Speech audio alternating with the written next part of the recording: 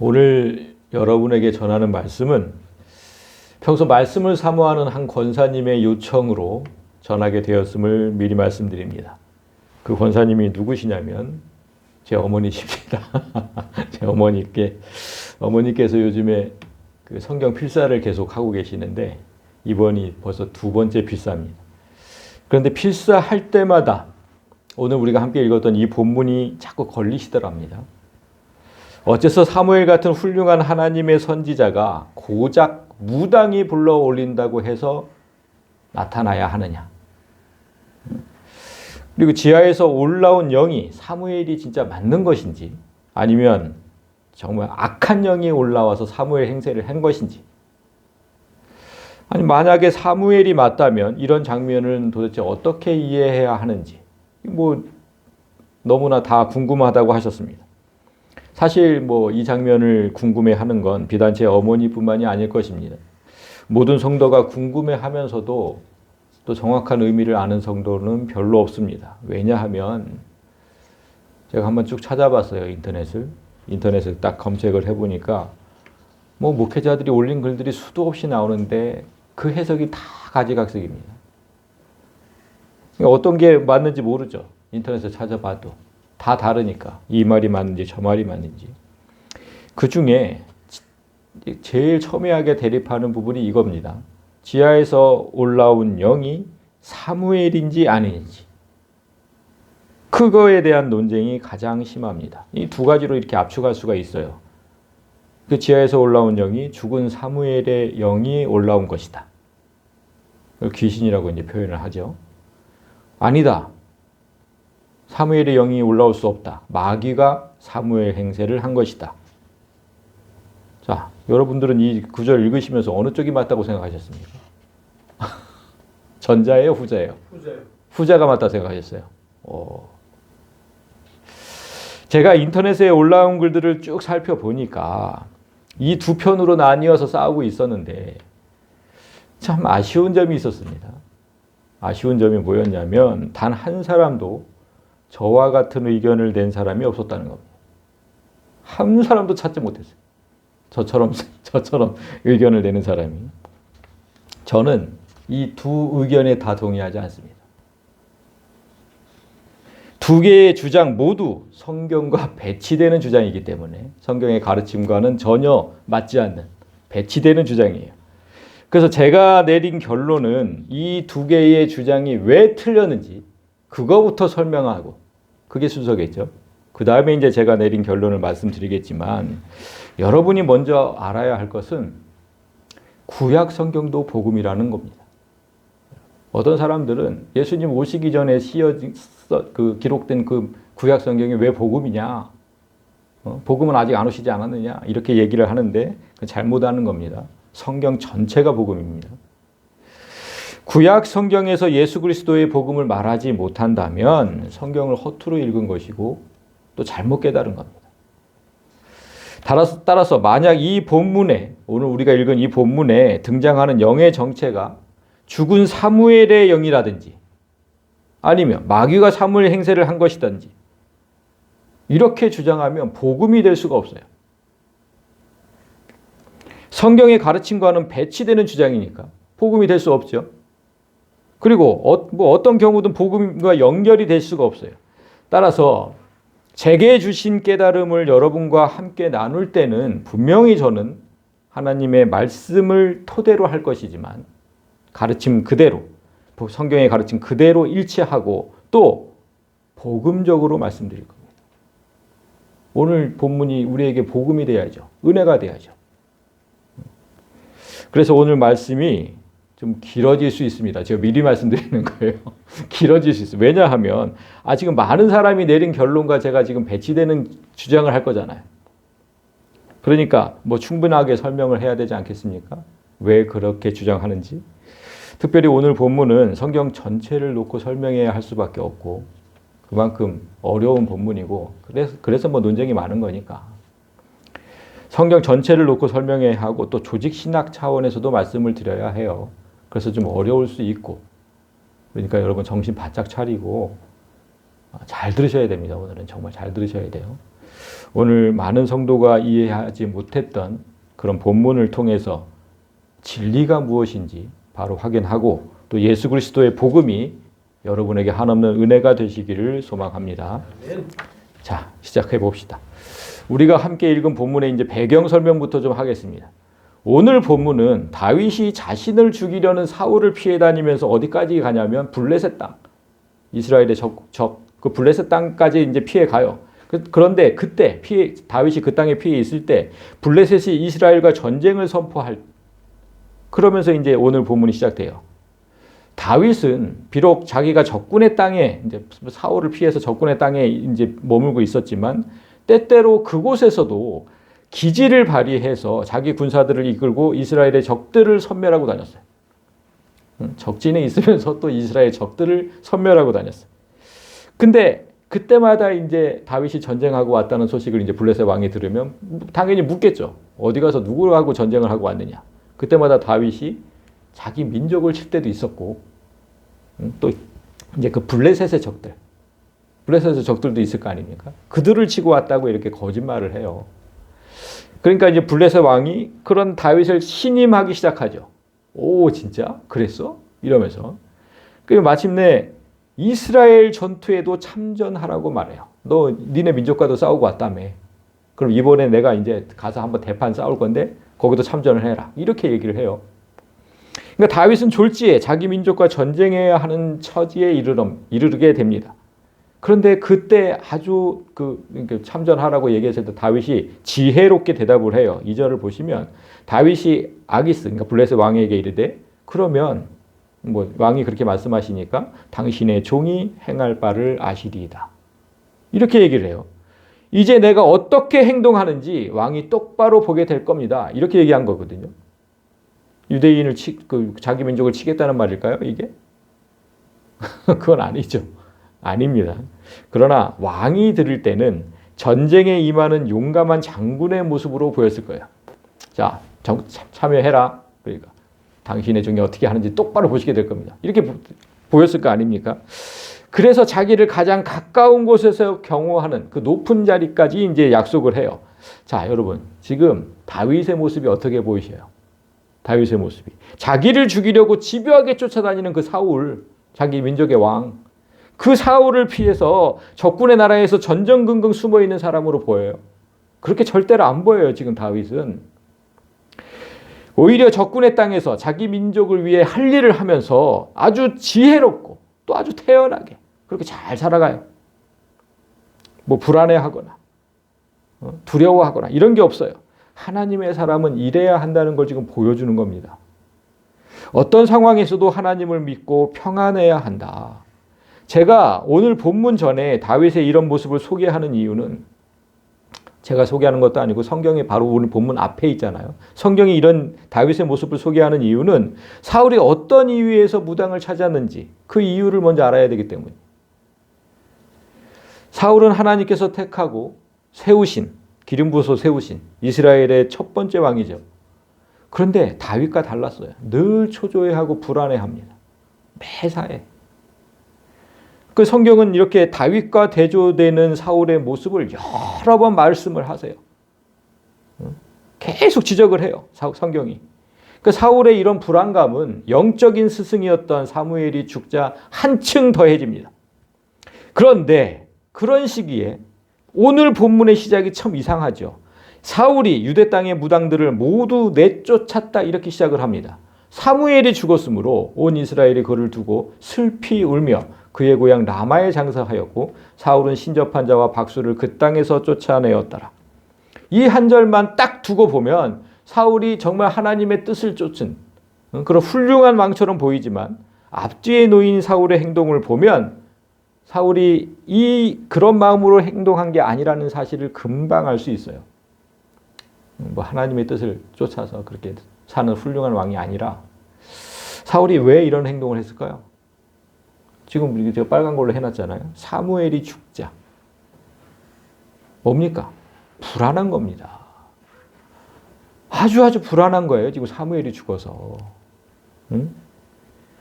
그냥 사울은 이미 하나님께 심판의 말씀을 2번이나 들은 처지였거든요.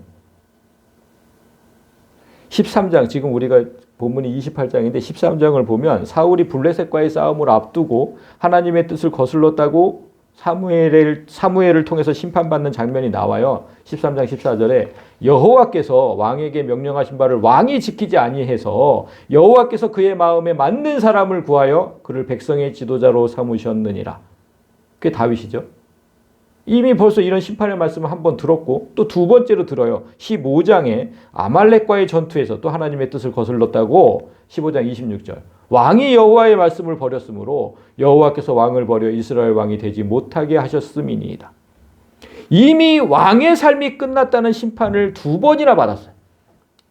이제 왕으로서 끝났어요. 이제 두 번이나 그렇게 그 심판의 말씀을 받았어. 그때 유일하게 믿고 의지하던 사무엘마저 죽어버린 거예요. 그러니까 하나님이 기뻐하시는 일이라도 해서 하나님이 자기를 보호해 주시기를 바라는 거예요, 지금. 그런 차원에서 지금 이거 하는 거예요. 그러니까 이게 어떤 거냐면 마치 이런 거예요. 아이들이 큰 잘못을 저질러 놓고 이제 아버지가 이제 회사에서 돌아오면 이제 야단맞게 생겼거든. 그럼 어떻게 하는 거예요? 집안을 청소를 하죠. 칭찬받을 일을 하는 거죠. 칭찬받을 일. 혼날까 봐. 혼날 게 뻔하니까. 똑같은 마음인 거야. 똑같은 마음. 어떻게 해서라도 하나님께 마음을 좀 얻어보려고. 이거 한 겁니다. 그러나 사울의 소망과는 달리 사태가 지금 심각해졌어요.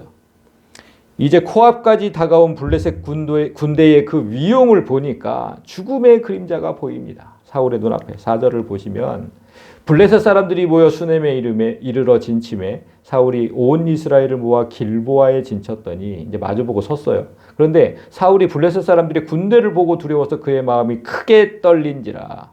얼마나 군대가 크고 위용이 있었는지.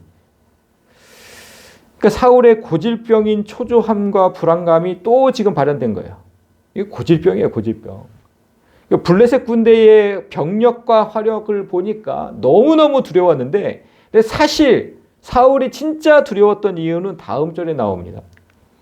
사울이 여호와께 묻자오되 여호와께서 꿈으로도 우림으로도 선지자로도 그에게 대답하지 아니하심으로. 그러니까 이 싸움에 나갈지 말지, 이 싸움에서 내가 승리할지 패배할지 이제까지는 늘 사무엘을 통해서 들었어요. 정확하게 알고 나갔어요, 전쟁에. 그런데 지금은 사무엘이 죽어. 없어요. 아무도 없습니다. 그러니까 지금 사울이 직접 여호와께 물었다고 하잖아요. 사무엘이 죽어서. 사울이 지금 여호와께 물었어요. 묻고 물었는데 이 구절에서 알 수 있는 게 사울이 얼마나 하나님께 열심히 물었는지를 알 수 있어요. 자, 처음에 뭡니까? 여호와께 꿈으로도. 그러니까 꿈에서라도 말씀해달라고 처음엔 기도했어요. 사무엘이 없으니까. 하나님 제발 제 꿈에 나타나서 말씀해 주세요. 이 전쟁에 나가야 돼요, 말아야 돼요. 빌었지만 답이 없어요. 그러면 어떻게 해야 돼요? 그 다음에는 또 어떻게 했냐? 제사장이 가진 우림과 둠임 아시죠? 자, 제가 모르시는 분을 위해서 사진을. 자, 지금 하얀 돌에 히브리어로 우림이라고 써져 있고 까만 돌에 둠밈이네요. 툼밈 이렇게 써져 있습니다. 이거는 항상 제사장이 갖고 있었던 거죠. 제사장이 이렇게 지니고 있었던 거예요. 그러니까 우림과 둠밈으로도 좀 우림은 그 지금 하얀 돌은 우림, 빛이라는 뜻이에요. 빛. 그 툼밈은 완전함 이런 뜻이거든요. 그거 어떻게 사용했습니까? 제사장이 여기 흉패에다가 항상 소지하고 하나님 뜻을 알 때 가부를 결정했던 거죠. 자, 하얀 돌은 가라. 뭐 까만 돌은 가지 마라. 하나님 제게 뜻을 알려주세요. 그래서 딱 하나 꺼내서 하얀 돌이 나오면 가는 거고. 이렇게 사용한 거예요. 제가 뭐 그냥 이건 가외적인 얘기인데 그 김연아 선수와 결혼했던 고우림이라는 성악가 아시죠? 아시죠? 고우림. 그 아버지가 목사래요. 그 빛이라는 이름을 아들한테 지어준 거예요. 우림. 이거 뭐 그냥 참고로 말씀드린 거고. 그러니까 지금 제사장을 통해서라도 말씀해 주십시오 이렇게 얘기한 거예요. 우림으로든. 응? 제사장을 통해서라도 말씀해 주세요. 근데 그것도 말씀해 주지 않았어요. 제사장들이 있었는데 아무런 대답이 없으세요. 그러니까 그 다음에 뭐예요? 사무엘은 죽었으니까 사무엘 말고 그럼 다른 선지자라도 세워서 좀 말씀해 주십시오. 나한테 직접 꿈으로 제사장, 선지자 누구에게라도 좀 말씀해 주십시오. 묻고 또 물었는데 아무 대답이 없으셨다는 거예요.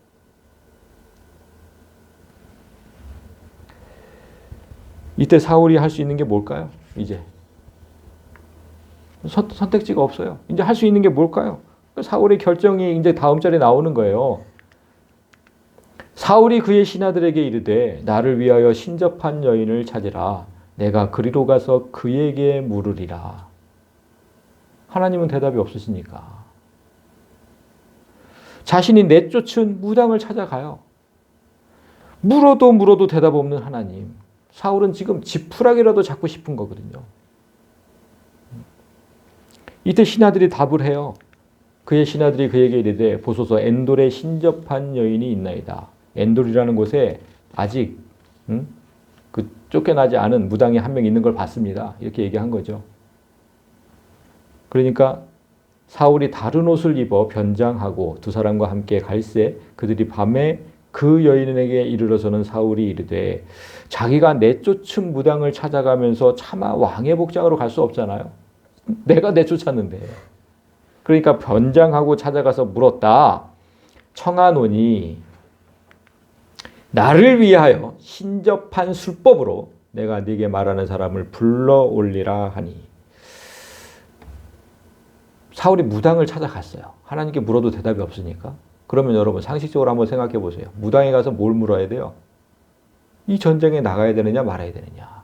이 전쟁에서 내가 승리하겠느냐 패배하겠느냐. 이런 걸 물어야 돼요. 그렇죠? 그거 물으러 점쟁이한테 가는 거 아닙니까? 근데 사울의 지금 요청이 뭐예요? 내가 네게 말하는 사람을 불러올리래요. 전혀 뜻밖의 요청을 하는 거죠. 그런데 무당이 누구를 올려달라는 건지 자세히 듣지도 않고 이런지하에 거절을 해요. 여인이 그에게 이르되 네가 사울이 행한 일 곧 그가 신접한 자와 박수를 이 땅에서 멸절시켰음을 아나니 네가 어찌하여 내 생명의 올무를 놓아 나를 죽게 하려느냐. 이 나라의 왕이 귀신을 접하는 무당들을 다 내쫓았는데 넌 도대체 누군데 나한테 찾아와서 지금 그 짓을 또 하라고 하는 거냐. 내가 죽기를 바라는 거냐. 지금 이 얘기잖아요. 그러니까 사울이 그 여호와의 이름으로 그에게 맹세하여 이르되 여호와께서 살아계심을 두고 맹세하노니 네가 이 일로는 벌을 당하지 아니하리라 하니. 이런 데서 사울의 부족함이 나타나는 거죠. 여호와의 이름을 걸 데가 없어서 무당의 목숨을 놓고 지금 여호와의 이름을 겁니까? 이런 데서 진짜 부족함이 보이는 거예요. 그런데 그만큼 지금 사울의 절박한 바는 제가 볼 수 있어요. 진짜 절박하구나.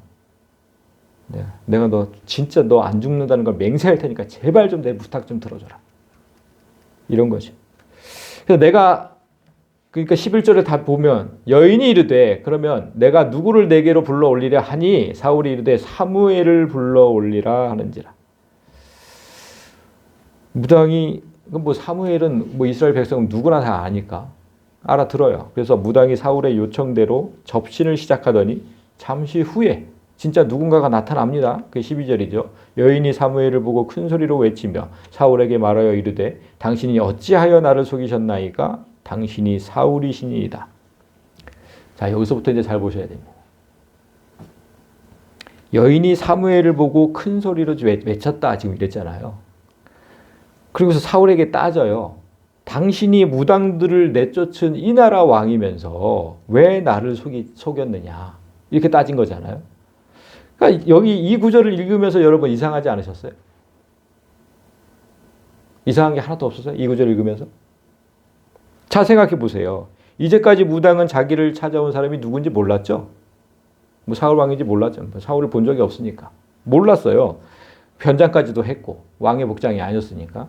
근데 사무엘은 온 국민이 아는 위대한 선지자였어요. 그 누군가가 자기 그 무당을 찾아와 가지고 그 죽은 사무엘을 불러달라라고 하는 건 이해가 돼요. 뭔가 절박한 사정이 있는 사람이 그 위대한 선지자라도 좀 불러서 내가 좀 알고 싶은 게 있으니까 좀 불러달라. 이렇게 요청하는 건 이해를 할 수 있어요. 그래서 따라서 무당이 본 귀신이 정말 사무엘이라고 해도 그것이 자기를 찾아온 사람이 사울이라는 것을 아는 것하고 무슨 관계가 있습니까? 그렇지 않아요? 누구든지 그 요청을 할 수 있어요. 사울이 아니더라도. 절박한 사정이 있는 사람은 누구든지 자기를 찾아와서 그 요청을 할 수 있다고. 그런데 사무엘을 보더니 갑자기 당신이 사울이네 이랬다는 거예요.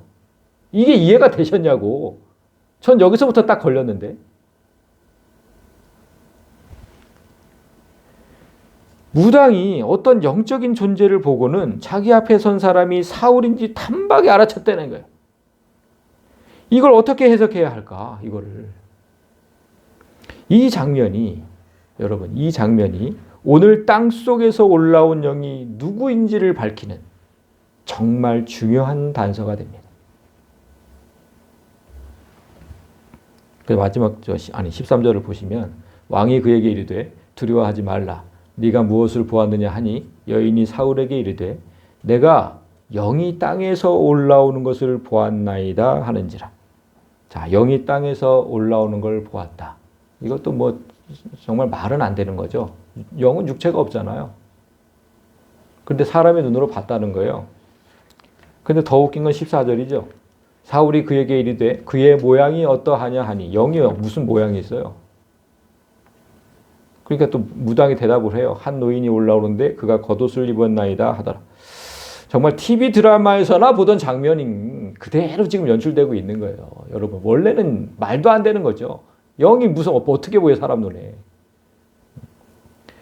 무당은 한 노인이 올라왔는데 겉옷을 입었다고 말을 해요. 여기서 겉옷은 선지자들이 입는 가운 같은 그 옷 있잖아요. 뭐 그림에서 많이 보셨을 거예요. 그 옷을 말을 해요. 뭐 엘리야가 엘리사한테 그 겉옷을 넘겨주면서 후계자로 삼고 이런 모습이 성경이 있거든요. 그 겉옷입니다. 그러니까 한 노인이 이 옷을 입었다는 이유만으로 무당도 사울도 그가 진짜 사무엘이라고 믿은 거예요. 그런 거죠. 그래서 사울이 그가 사무엘인 줄 알고 봤다는 게 아니죠. 아, 노인이 그 옷을 입고 있어? 그럼 사무엘이네. 이렇게 생각했다는 거잖아요. 그가 사무엘인 줄 알고 그의 얼굴을 땅에 대고 절을 했다. 이렇게 오늘 본문이 끝납니다. 그런데 여기서 사울은 자기 앞에 있는 영의 정체를 정확히 모른다는 사실을 기억해야 돼요. 사울은 눈에는 안 보였잖아, 지금. 뭐 무당은 봤다고 우기는데 사울은 지금 안 보이잖아. 그러니까 누군지 몰라요. 그냥 단지 겉옷을 입고 있는 노인이다. 그 말만 듣고 지금 절을 한 거예요. 자, 그렇다면 이 영은 진짜 사무엘의 영일까? 그 영의 정체, 그것이 궁금하다 아닙니까? 그것이 궁금하다. 자, 이제 그 영의 정체를 밝힐 시간입니다. 먼저 이 영이 지금 이거 죽은 사무엘의 영이라고 주장하면 왜 안 되는지 말씀드리겠습니다. 뭐 죽은 사무엘의 영이 올라왔다 이렇게 주장하는 사람들이 있는데 왜 그 주장이 틀렸는지를 이제 말씀드리는 거예요. 여러분, 한 가지 여쭤볼게요. 귀신이라는 존재는 존재합니까? 안 합니까? 귀신. 존재하죠. 어떻게 합니까? 성경에 나오니까. 예수님께서 귀신 들린 사람을 얼마나 많이 쫓아내셨어요? 귀신하고 뭐 말씀도 나누시고 막 그러잖아요. 그런데 귀신은 분명히 존재하는데 그 귀신의 정체가 뭐냐가 이게 중요한 거예요. 그 귀신의 정체가 뭐냐. 일반적으로 세상 사람들은 귀신을 죽은 사람의 영으로 생각하죠. 그냥 한이 많은 채로 죽으면, 우리나라 옛날 사람들이 그랬어요. 한이 많은 채로 죽은 사람이 저 세상으로 가지 못하고 이 세상에서 귀신으로 떠돈다. 뭐 이렇게 얘기를 하잖아요. 요즘에 이제 제가 뭐 TV 드라마를 보고 악귀라는 드라마를 하더라고요. 악귀라는 제목의 드라마. 보신 적 있으세요? 그런 거는 꼭 보셔야 돼요. 도움이 되거든요. 이 지금 세상 사람들이 생각하는 거를. 그 드라마를 보니까 역시나 똑같이 귀신을 죽은 사람의 영으로 표현하고 있었습니다. 그러나 성경은 귀신은 죽은 사람의 영이 아니라고 말씀하죠. 뭐라고 얘기를 합니까? 마귀라고 얘기하죠. 마귀라고. 그러니까 그 타락한 천사들. 그 타락한 천사가 마귀가 된 거잖아요. 그들이랑 그 타락한 천사가 귀신이라고 말씀을 하여. 그러니까 성경은 죽은 사람의 영은 이 땅에, 이 지상에 결코 나올 수 없다고 말씀을 해요. 죽은 사람의 영은. 그 영들이 나오는 때는 언제예요? 예수 그리스도의 재림 때입니다. 재림 때. 그때까지는 절대 나올 수 없어요. 예수께서 재림하시는 날 최후의 심판 때가 저 하늘에 세워지고 죽은 자들이 그 심판대 앞에 서게 된다. 그게 이제 계시록 20장에 나와 있어요. 또 내가 보니 저 죽은 자들이 큰 자나 작은 자나 그 보좌 앞에 서 있는데 책들이 펴 있고 또 다른 책이 펴졌으니 곧 생명책이다. 생명책. 그러니까 죽은 자들이 자기 행위를 따라 책들에 기록된 대로 심판을 받으니 바다가 그 가운데서 죽은 자들을 내주고 바다에서 죽은 사람들 있잖아요. 바다가 내주고 죽은 자들을 그때 또 사망과 음부도 세상 곳곳에서 죽었던 그 사람들 전부 그 가운데서 죽은 자들을 내주매 각 사람이 자기의 행위대로 심판을 받고 이때 나오는 거예요. 이 세상, 이 지상으로. 이때. 심판의 때가 오기 전에는 그 어떤 영도 이 땅에 나올 수가 없어요. 금지. 하나님께서 금지하셨어. 따라서 죽은 사무엘의 영이 올라왔다는 주장은 이 가르침의 위배가 돼요. 그래서 안 틀린 거예요. 그래서 여러분 한 번쯤 우리가 있는 지금 이천에도 있던데 그 베레아 성락교회라고 보셨어요? 베레아 성락교회라고 있었어. 우리 집 살던데 거기 옆에 있었어. 제 아내랑 저랑 봤는데 그 뭐냐면 김기동이라는 사람이 세웠어요. 이단이에요. 김기동이라는 사람이 세웠는데 이 사람이 어떤 사람이냐면 일본에 진짜 귀신이 많잖아요. 일본에 그 신이 뭐 수천 개, 수만 개가 된다고 하던데 그 귀신론을 진짜 섭렵했어요. 섭렵. 일본의 귀신론을 섭렵. 그래서 그걸 전부 베끼다시피 해가지고 그만의 이론을 세웠어요. 이론을. 그래서 귀신을 죽은 자의 영으로 가르쳤어요. 목사인데 죽은 자의 영으로 그렇게 가르쳤고 그 인간의 수명이 120세라고 이제 그렇게 주장을 하면서 불신자가 그러니까 예수를 믿지 않는 그 불신자가 120살을 다 채우지 못하고 죽으면 남은 기간 동안 귀신으로 이 세상을 떠돈다 이렇게 가르쳤어요. 그러니까 80세의 불신자가 죽었다. 그럼 40년을 귀신이 돼서 이 세상을 떠도는 거예요. 이 120년 어디서 나왔을까요? 그 창세기 6장에서 나온 거예요. 여기서 여호와께서 이르시되 나의 영이 영원히 사람과 함께하지 아니하리니 이는 그들이 60년 이게 잘 아시는 구절이잖아요. 그러나 그들의 날은 120년이 되리라. 이걸 가지고 사람의 수명이 120년이라고 믿는 한심한 거죠. 한심한 거. 여기서 지금 인용해서 지금 그렇게 가르친 거예요. 목사가 성도들을. 그래서 이단이 된 거죠. 그러니까 신앙생활을 오래 하신 분은 또 류광수의 다락방 들어보셨을 거예요. 다락방 성경 공부. 누구든지 다 한 번은 들어봤을 거예요. 진짜 유명했으니까. 한때 한국교회 열풍처럼 불던 이 다락방 성경 공부도 김기동의 그 베레아 이론과 똑같은 귀신론을 설파했거든요. 그런데 목사들이 앞장서서 가서 다 거기 가서 배웠어. 그리고 성도들을 가르치고. 참으로 불행했던 시절이죠. 불행했던 시절. 그러니까 지금 이 지하에서 올라온 영이 사무엘의 영이라고 주장을 하면 이 불행했던 시절을 다시 되돌리는 거예요. 다시 되돌리는 거예요. 죽은 사람의 영이다 이러면. 절대 나올 수 없습니다. 예수님 재림 전까지는 절대 나올 수 없어요. 그래서 어떤 사람은 또 그러면 이렇게 얘기를 주장을 해요. 하나님께서 그렇게 하실 수는 있지 않겠느냐.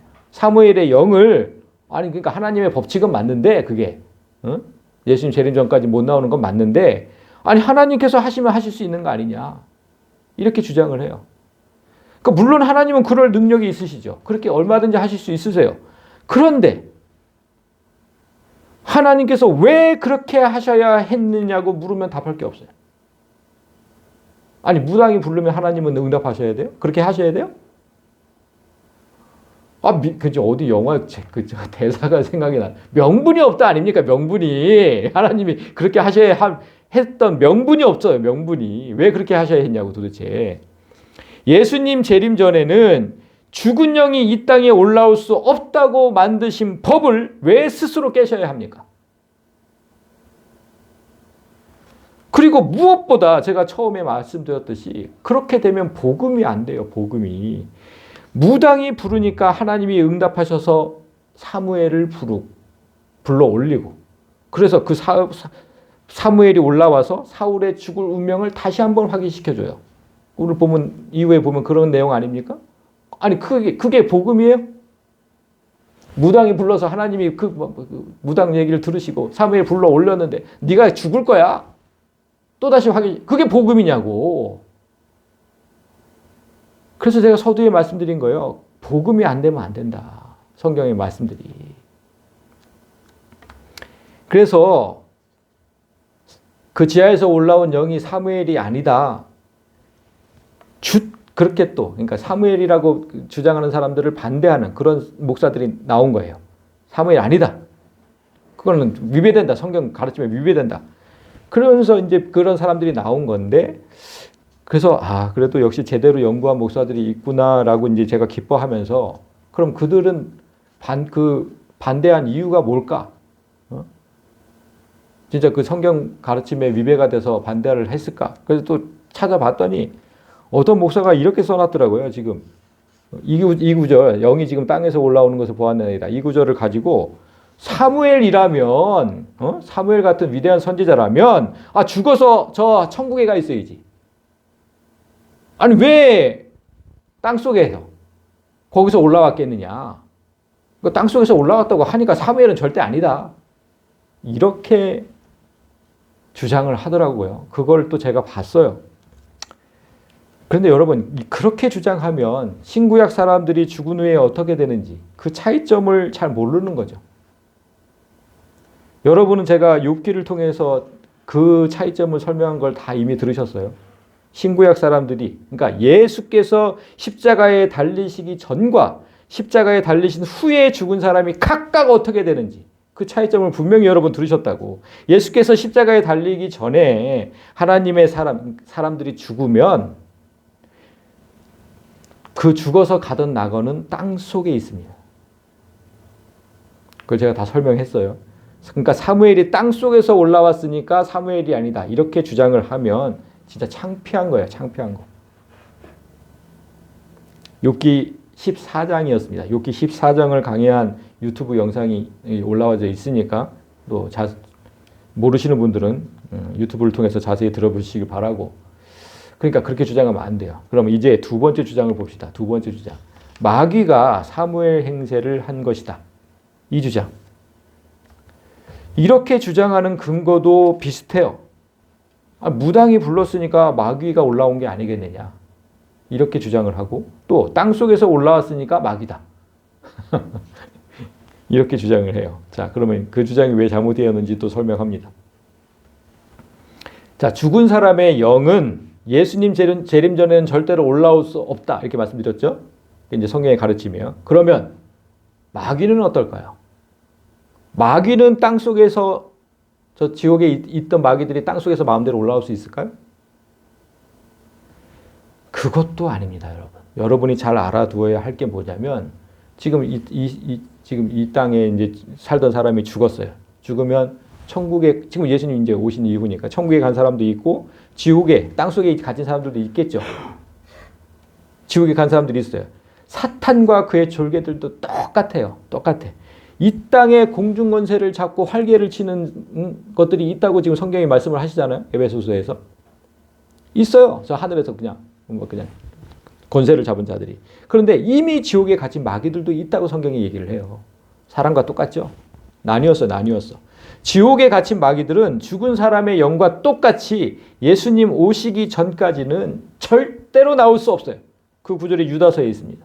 자기 지위를 지키지 아니하고 자기 처소를 떠난 천사들을 큰 날의 심판까지, 그러니까 예수님 재림하시는 날, 그 심판까지 영원한 결박으로 흑암에 가두어 놓으셨다.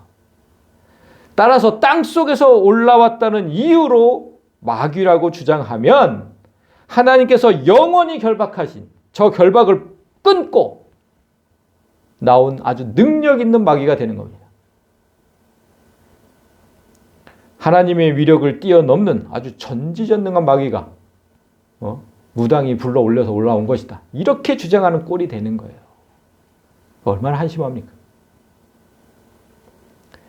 이렇게 영의 정체가 사무엘이라는 주장과 마귀라는 주장은 둘 다 성경의 가르침에 어긋나요. 둘 다 못 올라와요. 둘 다 못 올라와. 그러면 이 영의 정체는 대체 뭘까? 이제 제가 저한테 이제 깨닫게 하신 것을 이제 말씀을 드릴 텐데, 결론부터 말씀드리면 둘 다 아니에요. 둘 다 못 올라온다 그랬죠? 그럼 올라올 수 있는 존재 누구겠습니까?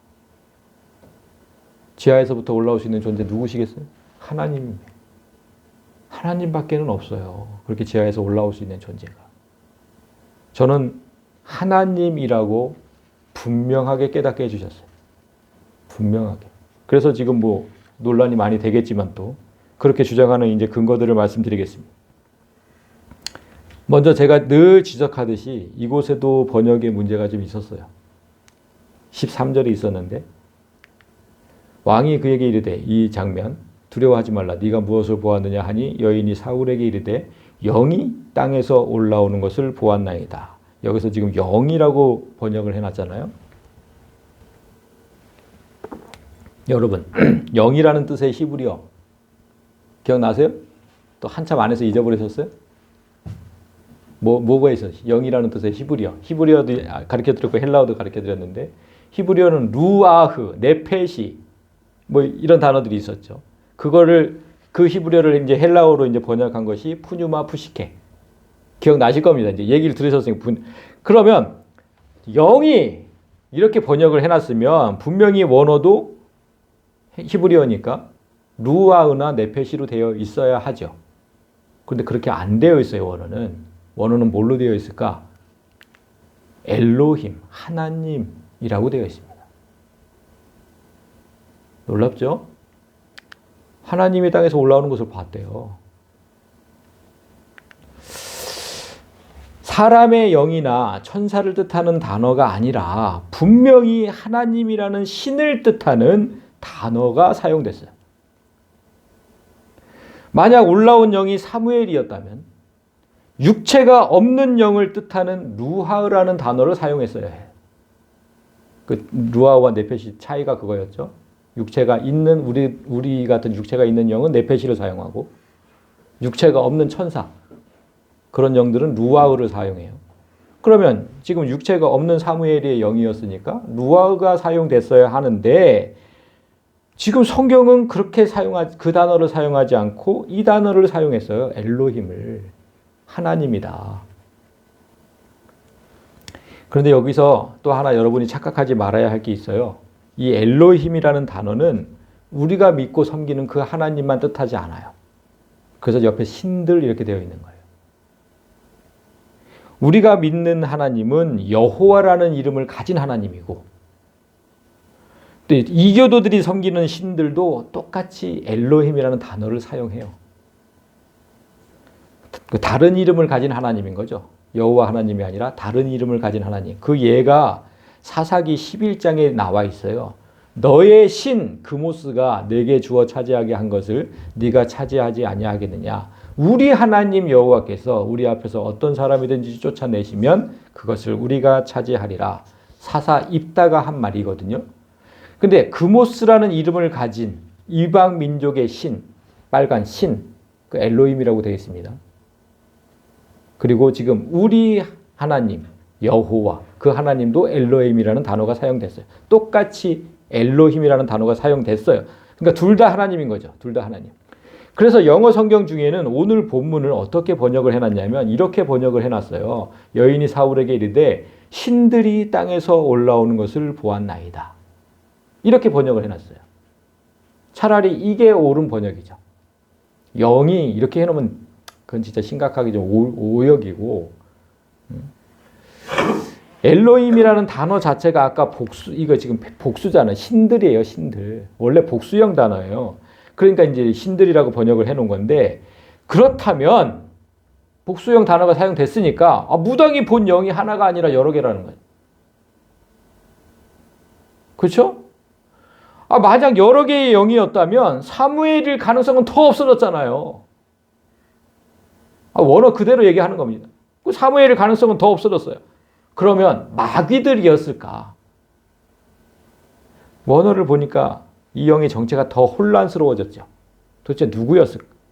그래서 제가 아까 12절을 잘 보아야 한다고 얘기를 한 거예요. 이게 키포인트라. 이 정체를 밝히는 키워드. 여인이 사무엘을 보고 큰 소리로 외치며 사울에게 말하여 이르되 당신이 어찌하여 나를 속였나이까 당신이 사울이시니라. 여기서 분명히 여인이 사무엘을 보고 외쳤다고 그랬죠. 쳤죠. 사무엘을 보고 외쳤다. 그렇게 얘기했는데 13절에서는 또 지금 하나님을 보고 외쳤다. 신들을 보고 외쳤다. 지금 그런 거잖아요. 13절에. 13절에서 이 영의 정체가 하나님이라고 지금 기록을 해요. 그러니까 여인이 본 영이 사무엘인지 어떤 신들인지 도무지 알 수가 없는 거예요. 지금. 그럴 때 성경이 우리에게 힌트 하나를 준 게 13절이었던 거예요. 이 여인이 존재를 보더니 갑자기 자기를 찾아온 사람이 사울 왕인 줄 알았다. 어떻게 알았을까? 이걸 깨달을 때 비로소 복음이 돼요. 이제 복음이. 사울은 여호와 하나님께서 기름을 부어 세우신 왕이죠. 여러분 잘 아실 겁니다. 자, 기름을 부었다. 기름 부음의 뜻이 뭐냐면 하나님의 축복과 보호를 상징을 해요.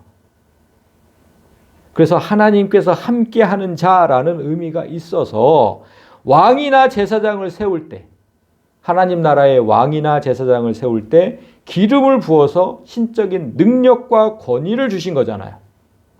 이런 의미로 예수님도 기름 부음을 받은 후에야 능력을 행하실 수 있었다라고 성경이 기록을 해요. 하나님이 나사렛 예수에게 성령과 권능으로 기름을 부으심에 그가 두루 다니시며 선한 일을 행하시고 마귀에게 눌린 모든 사람을 고치셨으니 이는 하나님이 함께 하셨음이라. 그러니까 기름 부음은 곧 하나님이 함께 하신다는 뜻이다. 자, 기억하셔야 돼요. 기름 부음의 뜻. 사울이 지금 그런 사람이라는 거예요. 사울은 분명히 기름 부어서 세운 왕이거든요. 하나님께서 그를 왕으로 세우실 때 외모는 백성 중에서 가장 뛰어났어요. 가장 뛰어났어요. 그런데 교만하지 않고 겸손했다고 성경이 기록을 해요. 하나님이 그게 너무 마음에 들어해서 그런 모습을, 그래서 기름을 부어서 이스라엘의 초대 왕으로 삼으신 겁니다. 그럼 이후에 사울을 그렇게 세우신 그 사울 왕을 통해서 성령으로 크게 능력을 행하셨다는 구절이 여러 번 나와요. 기름 부음은 그 성령의 임재, 하나님의 사람임을 뜻하는 겁니다. 자, 그러면 무당이 지금 지하에서 올라온 하나님을 보고, 자, 여인이 사무엘 지하에서 올라온 하나님을 보고 큰 소리로 외쳤다는 거죠. 우리가 지금 13절까지 봤으니까 하나님이라고 지금 얘기하는 겁니다. 자, 무당이 지하에서 올라온 어떤 영적인 존재를 보고 큰 소리로 외쳤다고 했는데 원어로 보니까, 이 큰 소리로 외쳤다는 걸 원어로 보니까 공포에 사로잡혀서 아주 찢어질 듯한 큰 소리로 외쳤대요. 까! 하는 거예요. 공포에 사로잡혀서. 무당은 왜 이렇게 소리를 질렀을까? 당연하잖아요. 무당은 하나님 앞에 절대로 설 수 없어요. 올라온 영이 만약에 사무엘의 영이라든지 마귀의 영이라든지, 그러면 공포에 사로잡혀서 소리 지를 이유가 전혀 없어요. 같은 식구니까. 무당이 자기를 찾아온 사람이 사울인 줄 알았다는 얘기는 사무엘이 죽은 이 시점에 이제 그 땅에 기름 부음을 받은 사람은 사울밖에 없다는 걸 잘 아는 겁니다. 하나님의 사람은 사울밖에 없다.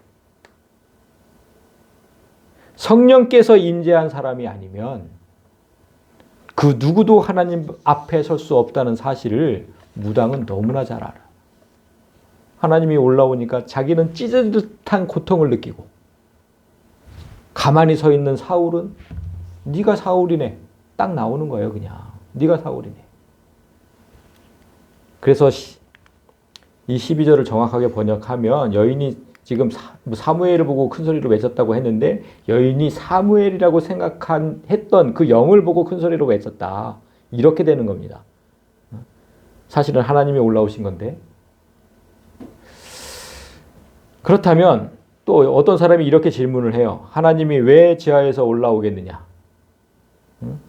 하나님은 지하에서 올라오실 수 있다고 성경이 또 기록을 합니다. 시편 139편에 보면 내가 하늘에 올라갈지라도 거기 계시며, 다윗이 한 얘기예요. 수월에 내 자리를 펼칠지라도 거기 계시니이다. 내가 그 지하 땅속에 있어도 하나님은 거기 계십니다. 하나님은 하늘이나 땅속이나 우주 어디에나 계세요. 안 계신 곳이 없어요. 그리고 성경에는 하나님께서 사람의 모양으로 나타나시는 일이 여러 번 소개되어 있죠. 제일 중요한 게 뭐냐면 신약 성경에서 그 변화산에서 예수님과 함께 서 있던 사람 누구였습니까? 모세와 엘리야. 그런데 그 진짜로 모세와 엘리야였을까요? 아니에요. 올라올 수 없다니까. 올라올 수 없어요. 죽은 사람의 영은. 그거 언제 뭐 또 자세하게 얘기하겠지만 예수님의 세 가지 직분을 얘기를 한 거예요. 예수님 세 가지 직분. 그 세 사람이 서져 있던 것을.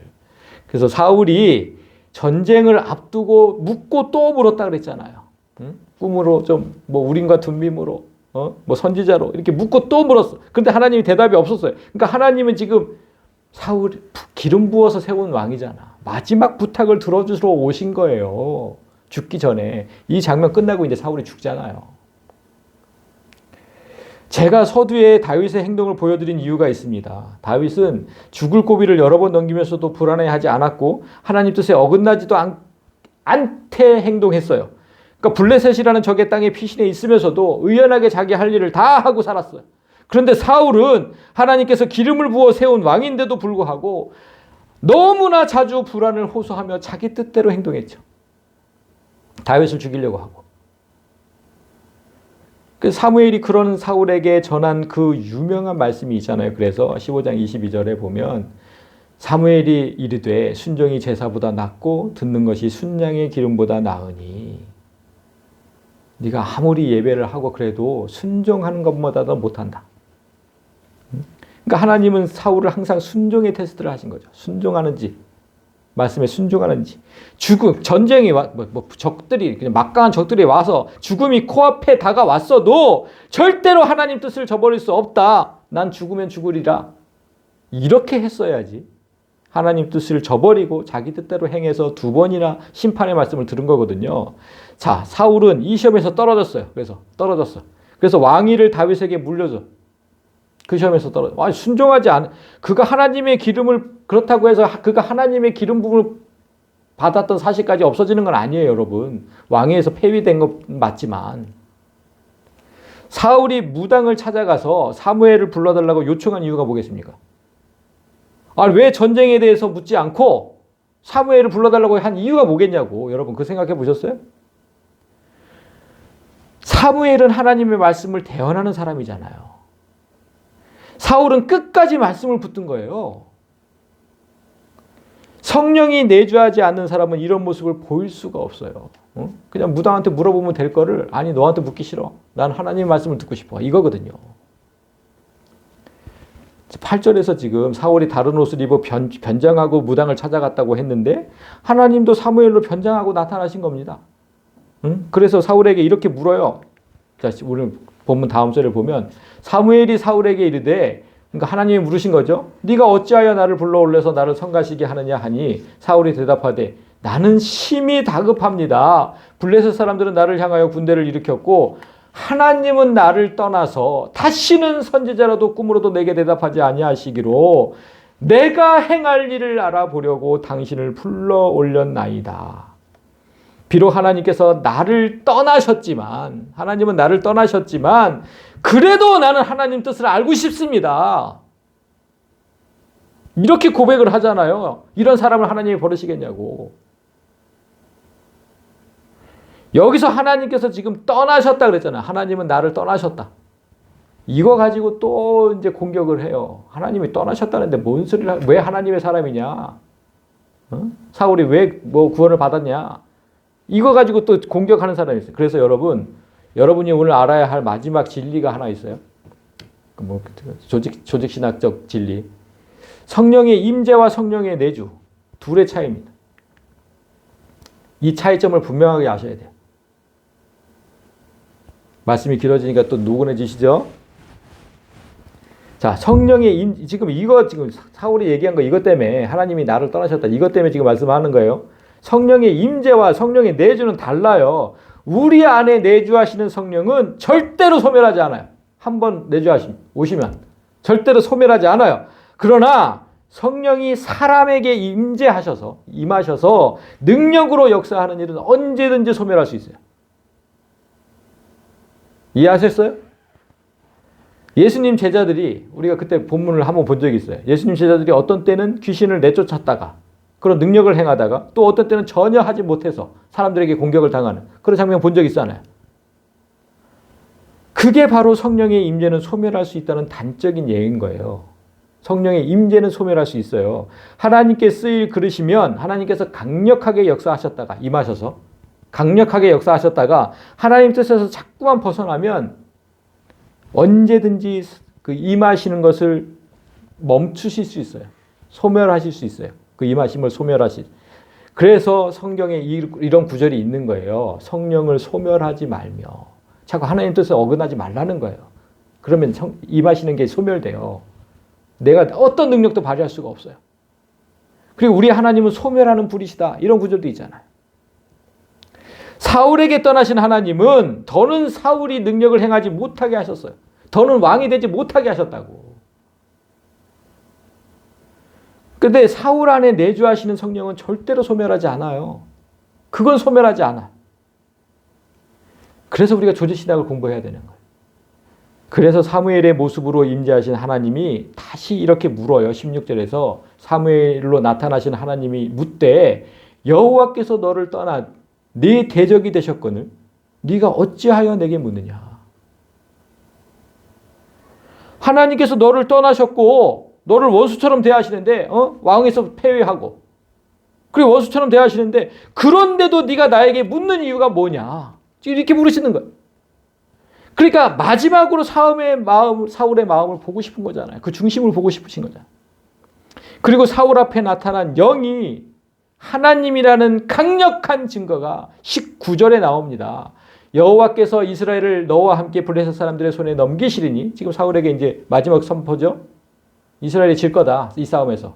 그리고 너 그리고 네 아들들은 내일 나와 함께 있으리라. 이렇게 말씀하세요. 만약 이 말을 사무엘이 했다면 그 영이 사무엘이라면 어떻게 됩니까? 사울과 아들들이 자기가 있는 낙원에 있게 될 거야. 이렇게 얘기한 게 되겠죠. 뭐 사무엘은 분명히 낙원에 있을 거니까. 너하고 네 아들 나랑 똑같은 낙원에 있게 될 거야. 이런 뜻이 되잖아요. 그리고 만약에 마귀라면 어떻게 돼요? 마귀라고 주장하는 자들이면 사울과 아들들이 지옥에 있게 될 거다. 이렇게 예언한 거 되잖아요. 자, 그럼 어떨까? 사울은 죽어서 낙원에 있을까요? 지옥에 있을까요? 지옥에 갔을 거라고 생각하세요? 아까 얘기했잖아. 안 없어진다고. 성령의 내주는 안 없어진다니까요. 혹자들은 사울이 무당을 찾아갔다는 이유, 그리고 자살하잖아요. 자살했다는 이유로 지옥에 갔다고 말을 해요. 여러분들이 알고 있는 것처럼. 지옥에 갔을 것이다 이렇게 얘기를 해. 그리고 역대상 10장에 그렇게 생각할 만한 근거의 말씀이 나와요. 역대상 10장 13절에 사울이 죽은 것은 여호와께 범죄하였기 때문이라.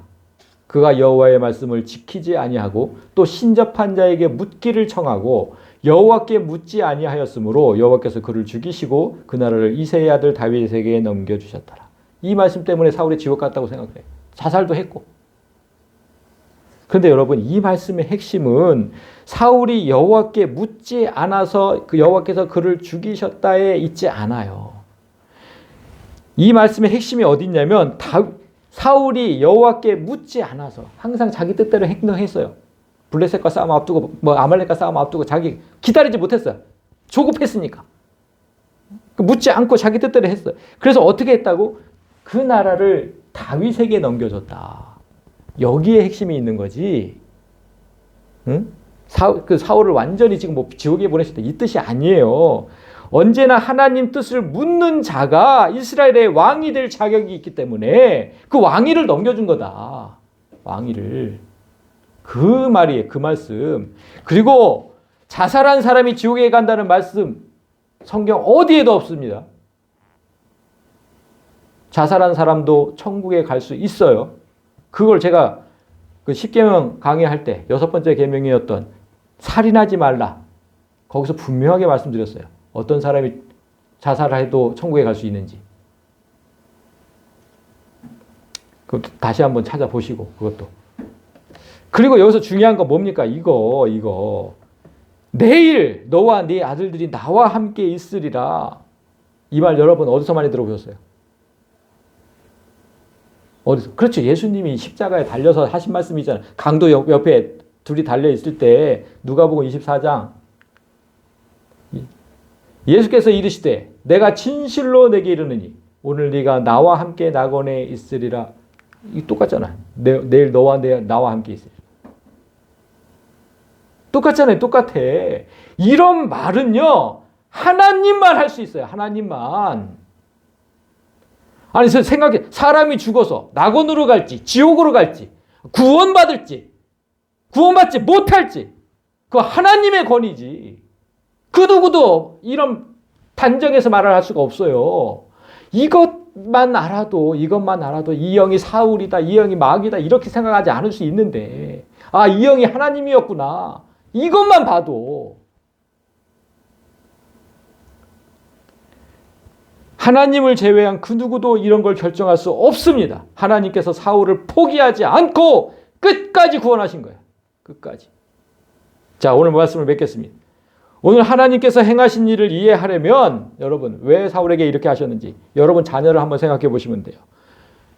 내 자녀가 한 명 있는데 뭐 예전에는 정말 착했어요. 진짜 아버지 말도 잘 듣고 너무나 착했어요. 그런데 커가면서 말을 안 듣네. 있는 대로 속을 썩여. 사울과 똑같은 거야. 예전엔 정말 겸손하고 착했어.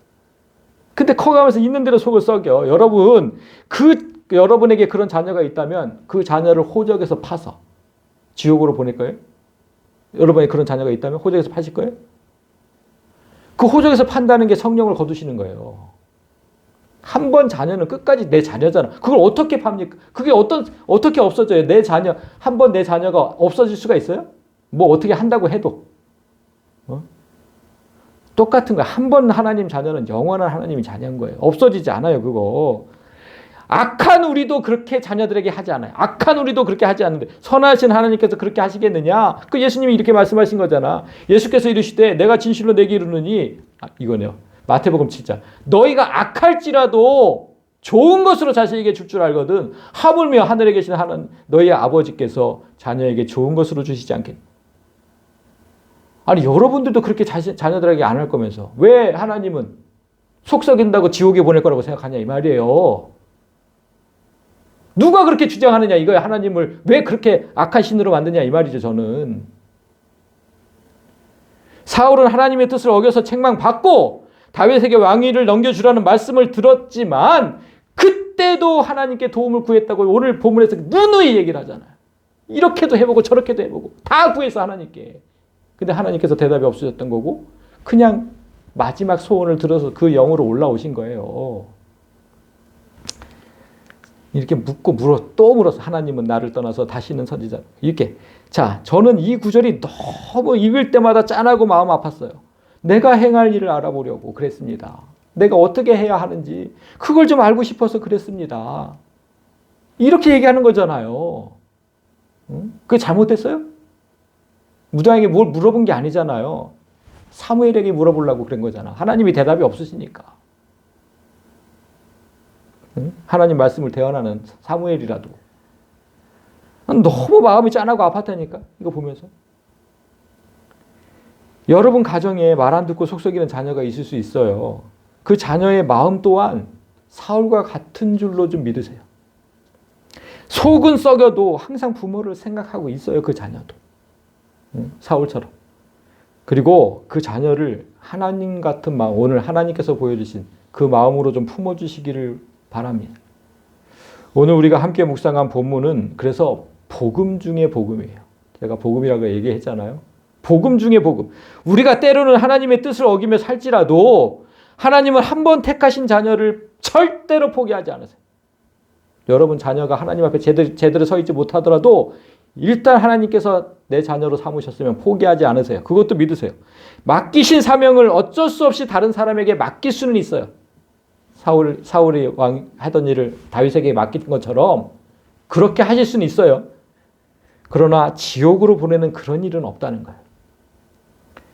그런데 여러분, 나는 지옥에 안 가겠구나, 이런 사실에 안도하지 마시고 여러분에게 맡기신 사명을 빼앗기는 그런 일을 당하면 안 돼요. 그거 맡기신 사명 얼마나 완수했느냐에 따라서 천국의 상급이 정해지거든요. 진짜 바울이 얘기했던 지푸라기 같이 그렇게 불에 타버리는 그런 집 짓지 마시고 오늘 본문을 통해서 택하신 자녀를 끝까지 포기하지 않는 하나님의 사랑을 보셨기를 바라고, 또 그런 하나님을 끝까지 신뢰하고 끝까지 하나님을 부르짖었던 그런 사울의 모습도 보셨기를 바랍니다. 맡은 사명을 잘 감당해서 다윗처럼 하나님께 칭찬받는 그런 믿음의 성도들이 되시기를, 그렇게 결단하는 시간이 되셨기를 진심으로 소망합니다.